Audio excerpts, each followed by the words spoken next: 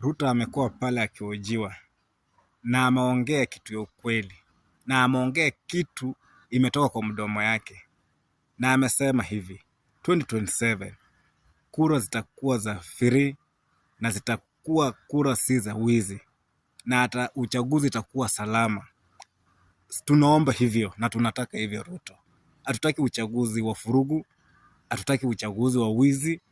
Tunataka kila mmoja ataenda kuchagua kiongozi aridhike na kiongozi mwenye amechagua.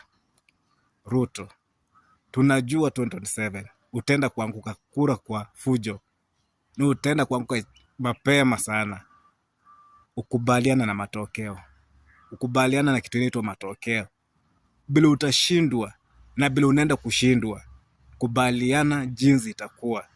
Mambo ya kusema utakaa kwa kiti na utasema tumekwamia kwa kiti, au utaki kuachilia mamlaka yatoka kwa mikono yako, na kuambia utakuwa umechoma hinji na mwenyewe utakuwa maharibu hinji. Juu sahi watu wako na hasira ya kwenda kutoa kwa kiti 2027. Hiyo ndio hasira yenye watu wako nayo, na kila mahali ni one term, bila watu wako na mioto ya one term.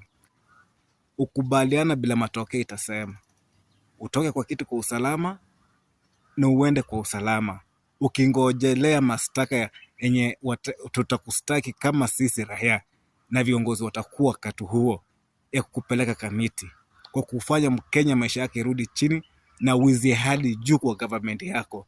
Watu wamehiba kwa hii government, na ukiona hakuna hatua unachukua na hakuna sheria unachukua ufunge hao watu wanaiba, wewe mwenyewe ukiongoza wizi, na hizi nyumba umejenga affordable house zote zitarudi zikuwe za maaskari. Juu maaskari wanalala mahali pa shida, mahali penye pastahili. Hiyo ndio tutawapatia, na tumeamua 2027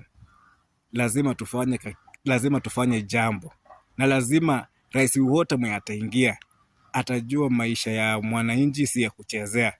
Kama ametumwa kufanyia kazi wananchi, atakuwa anafanya kazi, na atakuwa anafanya kazi kulingana, si mambo ya wizi na si mambo ya corruption. Hiyo tumekataa kabisa. Sasa Rais Ruto, wewe 2027 kubaliana na matokeo. Hatutaki umwagikaji wa damu, na kama utakubali kuwe wananchi wako ready kwa haki yao na kutafuta haki yao, na wako ready kupigania kenye watakuwa wamechagua, wako ready, na wako ready kukutoa kwa kiti, na wako ready kufanya liwalo, bora tuone umetoka kwa kiti Ruto. Government tulikupatia lakini imekulemea, tamaa zako ndio zimekufonza. Sasa wewe safari unapanga